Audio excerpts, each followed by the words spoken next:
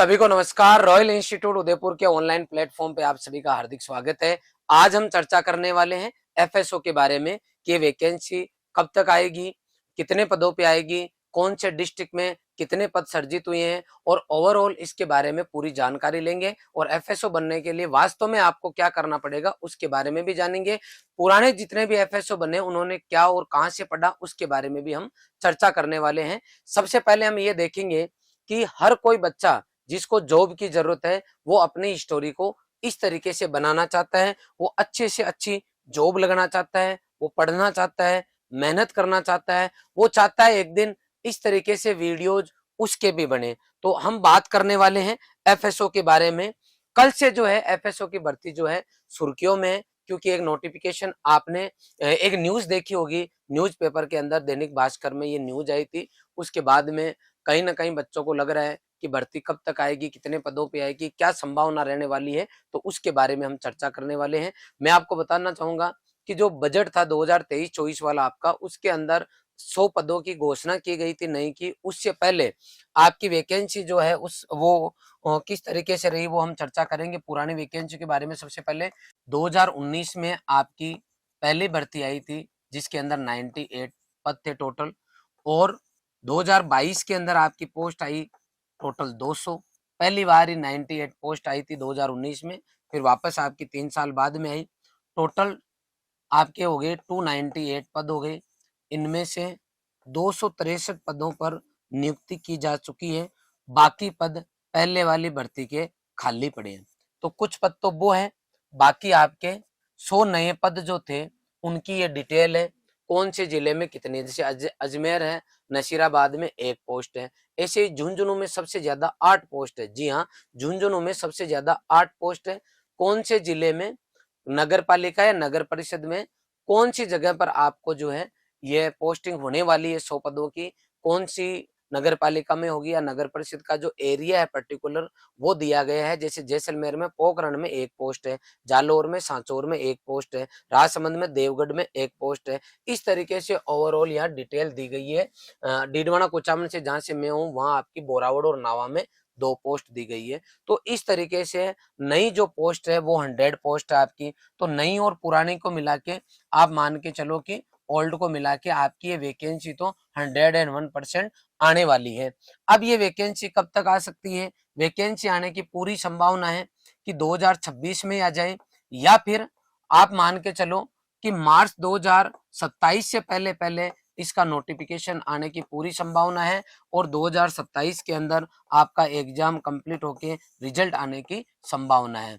तो यूं मान के चले अपन कि लगभग आज से, आज चल रहा है आपका अगस्त का महीना चल रहा है, तो सितंबर, अक्टूबर, नवंबर, दिसंबर 4 महीने तो ये हैं, और अगले साल 2027-12 कंप्लीट मान लो, मतलब ये वैकेंसी लगभग 16 महीने के अंदर नोटिफिकेशन आना, एग्जाम होना, रिजल्ट आना, सब कुछ कंप्लीट होने की संभावना है। मैं ये नहीं कह रहा कि 100% जो है इस टाइम में ये कंप्लीट हो जाएगी, लेकिन पूरी पूरी संभावना है कि एफएसओ की वैकेंसी आपकी आएगी और आने वाले 14 महीनों में इसकी फाइल कंप्लीट हो सकती है, क्योंकि पुराने जितने भी बच्चे थे उनको पोस्टिंग मिल चुकी है। अब हम बात करेंगे पुराने जो बच्चे हैं उन्होंने क्या पढ़ा, उनका सिलेबस क्या था, एक कौन सा ऐसा बच्चा है जिसकी संभावना बनती है कि वो एफएसओ बन जाए। तो आपका जो इसका सिलेबस है वो आप देख लो, हिस्ट्री, ज्योग्राफी, करंट आपका जो है वो वाला पार्ट जो है उसके आ रहे 15-15-10 आपके 40 क्वेश्चन आए टोटल। लास्ट वैकेंसी की बात करूं जहां 200 पद थे। इसके बाद में पार्ट बी के अंदर आपकी केमिस्ट्री आती है, इसके अलावा आपकी microbiology, biomolecules, biology pure, plant tissue culture, state और ecology, agronomy, horticulture, animal husbandry, food tech and food laws. Total आपके जो है इसके अंदर 150 क्वेश्चन रहने वाले हैं। 110 क्वेश्चन आपकी यूनिट बी के हैं। जी हाँ, 110 क्वेश्चन यूनिट बी के हैं और 40 क्वेश्चन यूनिट आपके जो है ए के हैं, पार्ट ए के हैं। ओवरऑल 150 क्वेश्चन है। ये जो पेपर आया था लास्ट, उसका जो है एवरेज है कि आपका इजी क्वेश्चन कितने रहे, एवरेज कितने रहे, हार्ड कितने रहे, और ओवरऑल 100% का जो है हमने एनालिसिस किया है कि सर जो ये पेपर बच्चे देखे क्या नौकरी लगे हैं क्या? बिल्कुल लगे हैं नौकरी। आप सभी बच्चों को बताना चाहूंगा कि टोटल 200 पोस्ट थी, टोटल 200 पोस्ट थी। इसके अंदर 10 ब्रांच के बच्चे एलिजिबल थे। कितनी ब्रांच के एलिजिबल थे? 10 ब्रांच के। जैसे आपके एग्रीकल्चर बीएससी तो आई गई, इसके अलावा आपकी अलग ब्रांच थी, जैसे oil technology, dairy technology, food technology, biotechnology, इसके अलावा मेडिकल वाले बच्चे हैं, वेटनरी साइंस के बच्चे हैं, इसके अलावा आपके एमएससी केमिस्ट्री वाले बच्चे। ये बहुत सारे बच्चे थे, लगभग 10 ब्रांच के बच्चे यहाँ एलिजिबल थे। और आपको जान के खुशी होगी कि अभी मैं पूरे बच्चे बता दूं आपको, 45 स्टूडेंट हैं जो प्योर एग्रीकल्चर से हैं और वो रॉयल इंस्टीट्यूट उदयपुर से हैं, एफएसओ बने हैं। मैं बात कर रहा हूँ आंकड़ों की, डेटा पे बात करूंगा बेटा, केवल हवाई फायर नहीं करूंगा। यहाँ पर आपके 45 बच्चे एग्रीकल्चर से रॉयल इंस्टीट्यूट उदयपुर से लगे हैं। 45 बच्चों के मैं आपको वीडियोज, उनकी न्यूज, उनके इंटरव्यू लेके सभी बच्चों को इंक्लूड कर लूं, इसकी पूरी कोशिश करूंगा।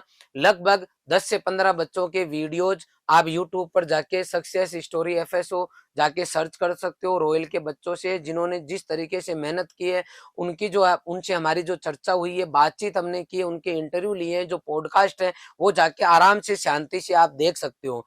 अगर 10 ब्रांच में केवल एग्रीकल्चर के 45 बच्चे रॉयल इंस्टीट्यूट उदयपुर से लगे हैं, ये कोई मजाक नहीं है। मतलब लगभग हर चौथा बच्चा एग्रीकल्चर का लगा है और रॉयल इंस्टीट्यूट उदयपुर से जुड़ा हुआ लगा है। मैं आपको बताना चाहता हूं कि जो बच्चे नौकरी लगे हैं उन्होंने इस सिलेबस को पढ़ा है। और बताना चाहूंगा आपको, मैं ये कतई नहीं कहूंगा कि हमारे एक टीचर या 2 टीचर इस कोर्स को कंप्लीट करा देंगे, नहीं करा पाएंगे।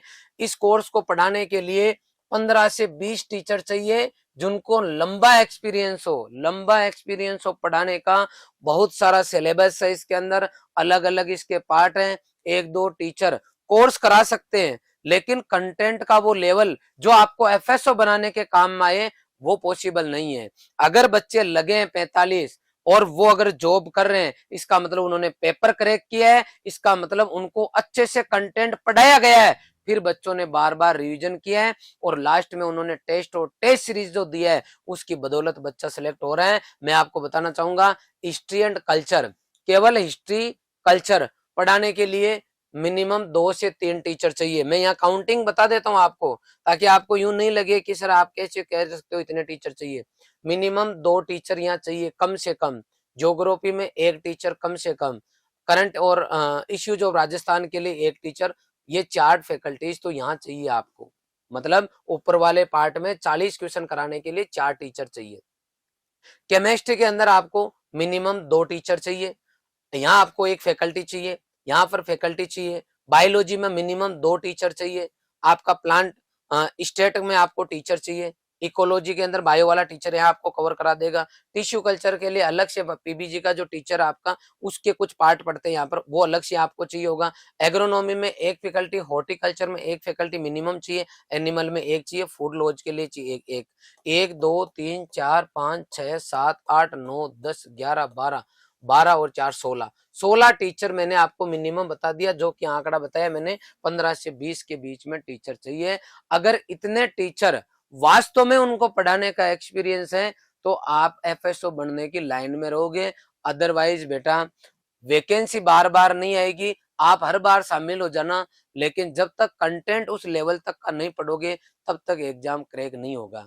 मैं केवल ऐसे नहीं बता रहा हूं बेटा, इस बार का रिजल्ट आपको काउंट करवा दूं, चाहे सुपरवाइजर की बात हो, चाहे प्री पीजी की बात हो, चाहे डब्ल्यू की बात हो। प्री पीजी के अंदर 2022 से लगातार टॉप रैंक दे रहे। कल ही मैंने वीडियो बना के बताया था कि 1 से लेके 4 लगातार जनरल रैंक है हमारी। टॉप 10 में 8 जनरल बच्चे रॉयल के प्री पीजी में। मैंने एक 42वीं रैंक का बच्चा आया था जो कि प्राइवेट कॉलेज में पढ़ा हुआ बच्चा था, और उस बच्चे को प्राइवेट कॉलेज में पढ़ने के बावजूद प्री पीजी में 42वीं रैंक लेके आया। मतलब एग्रीकल्चर के जो 12 सब्जेक्ट आपके चलते हैं, वो जो टीचर्स पढ़ाते हैं पीजी के अंदर, उनका पढ़ाने का तरीका इतना इजी है कि टफ से टफ सब्जेक्ट को ऐसा पढ़ाया गया कि प्राइवेट कॉलेज में पढ़ने वाला बच्चा भी सिलेक्ट हुआ। इसके अलावा मैं आपको बताना चाहता हूँ, IRI हमारे लास्ट ईयर 4 बच्चे गए, जिनमें RNT कपासन जैसी कॉलेज में पढ़ने वाले बच्चे, JRF क्रैक करके और आपके पीजी करने जो है आईआरआई पहुंचे। मैं आपको ये बताना चाहता हूं कि टीचर्स जो पढ़ा रहे हैं उनको इस तरीके का एक्सपीरियंस है कि कमजोर से कमजोर बच्चे के सिलेक्शन हो जाए उसका और उसके समझ में आ जाए। और मैं आपको बताना चाहूंगा केमिस्ट्री अच्छी केमिस्ट्री है, केवल ये यहाँ दे नहीं रखा है, बिल्कुल नीट लेवल की केमिस्ट्री आती है। उसके अंदर पुराने पेपर उठा के देख लेना आप, और पेपर का लेवल दिनों दिन बढ़ रहा है, उसके अकॉर्डिंग पढ़ना है। बॉटनी, आपकी बॉटनी जूलॉजी जो बायोलॉजी का पार्ट है, अच्छा पार्ट आता है आपका। इसके अलावा बाकी जो यूनिट है आपकी वो भी अच्छी यूनिट आती है, काम चलाऊ कुछ भी नहीं है और आपको सीरियस लेना पड़ेगा। इसकी कट ऑफ बहुत ज्यादा नहीं गई क्योंकि पेपर का लेवल था। कंटेंट जो है उसको इस तरीके से एग्जाम में पूछा जाता है कि हर किसी की हवाई नहीं लगती। तो मैं सभी बच्चों से यही रिक्वेस्ट करूंगा कि इतना तो तय हो गया है कि आपकी वैकेंसी आना तय है, ये कन्फर्म है कि आपकी वैकेंसी तो आएगी और जल्दी आएगी। तो आपको जल्दी ही, अगर आप एफएसओ बनना चाहते हो तो आपको जल्दी से जल्दी जो है उसके अकॉर्डिंग कोर्स लेके पढ़ना चालू कर देना चाहिए। अब आप पूछोगे कि सर हम ऑनलाइन पढ़े या ऑफलाइन पढ़े, कहीं ना कहीं बच्चों के ये भी दिमाग में रहती है कि ऑफलाइन पढ़े या ऑनलाइन पढ़े। तो मैं आपको बताना चाहूंगा कि अभी आप अगर ऑनलाइन पढ़ो और घर के पास में रह रहे हो, लाइब्रेरी ज्वाइन कर रखा है, तो आप ऑनलाइन पढ़ो, कोई दिक्कत नहीं है, ताकि आपके हर महीने के 5 से लेके 8,000 रुपए बच सके। और ऑफलाइन पढ़ते हो तो ये एक्स्ट्रा खर्चा आपके ऐड हो जाएगा। तो मैं तो आपको सजेस्ट करूंगा कि अगर आपके पास में घर पे भी पढ़ाई का माहौल है, क्योंकि क्लासरूम लाइव है, आज इंस्टीट्यूट अगर आपको पढ़ा रहा है तो क्लासरूम से लाइव दे रहा है, आई बात समझ में। तो जो ऑफलाइन का बच्चा मैटर पढ़ रहा है वही आप पढ़ रहे हो, जो यहाँ टेस्ट हो रहा है वही आपके टेस्ट हो रहा है। तो लास्ट के 2-3 महीने आप टेस्ट सीरीज देने ऑफलाइन आ सकते हो, ताकि आपकी ऑफलाइन की प्रैक्टिस हो जाए। इसके अलावा आप ऑनलाइन पढ़ो, फाइनेंशियली किसी के घर पे किसी तरह की कोई दिक्कत नहीं है तो फिर आप ऑफलाइन पढ़ो, और आप चाहो तो हॉस्टल में रह सकते हो। अभी हमारे पास काफी बच्चे हैं जो एग्रीकल्चर सुपरवाइजर, डब्ल्यू और एफएसओ के हॉस्टल में रह के पढ़ाई कर रहे हैं। अब आप देखो, पिछले 1-1.5 महीने से बच्चे ऑफलाइन में आके तैयारियां बच्चों ने स्टार्ट कर दी। वो जो बच्चे पढ़ रहे हैं समय रहते, वो हमेशा आपसे आगे जाएंगे। मैं तो यही कहूंगा आपको कि आपके पास अगर कोई दूसरा काम नहीं है, मतलब आप पढ़ाई के साथ में कोई जॉब नहीं कर रहे हो, तो आपको 12 से 14 घंटे के बीच में अभी से देना स्टार्ट करना चाहिए। कोई कहेंगे सर इतनी भी कोई पढ़ाई होती है कि 4 घंटे पढ़ के भी बच्चे एग्जाम क्रैक कर लेते हैं। तो अगर ऐसा कुछ होता, आपने 1-2 भर्ती दे रखी है तो आप हो जाते सिलेक्ट। मैं ऐसा नहीं कह रहा, 100 में 5 बच्चे 5 घंटा पढ़ के भी लगते हैं। तो आप देख लो, आपका लेवल अगर वो है तो 5 घंटे ही पढ़ो। लेकिन जनरल सामान्य 95% बच्चे वो होते हैं जो वास्तव में पढ़ते हैं, रातें काले करते हैं, और उनका एवरेज टाइम 12 से 14 घंटे के बीच में आता है। तो मैं आपको एवरेज बच्चा मान के चल रहा हूँ, तो आप इस वाली लाइन में रहना। आप एक्स्ट्रा ऑर्डिनरी हो तो आपकी इच्छा है। इसके अलावा कोई पढ़ाई के साथ में कोई बच्चा अगर जॉब भी कर रहा है तो वो बच्चा भी मिनिमम 8 घंटे अपनी स्टडी को दे, जॉब को भी हो, अगर चाहे तो 8 घंटे 6 घंटे जितना आपको जहां मिले आपका खर्चा निकालने के लिए आप पार्ट टाइम ज्वाइन कर सकते हो। आगे बात समझ में। वीडियो को अपन मिनिमाइज करते हैं, सेशन को। नंबर 1, क्या वैकेंसी आएगी? बिल्कुल वैकेंसी आएगी। कब तक नोटिफिकेशन आ सकता है? मार्च तक आने की पूरी संभावना, हो सकता है 2026 में आ जाए। कितनी पोस्ट है? 100 पोस्ट आपके पास नहीं होगी, पुरानी पोस्ट खाली पड़ी है वो ऐड हो सकती है, तो वो बढ़ के आएगी।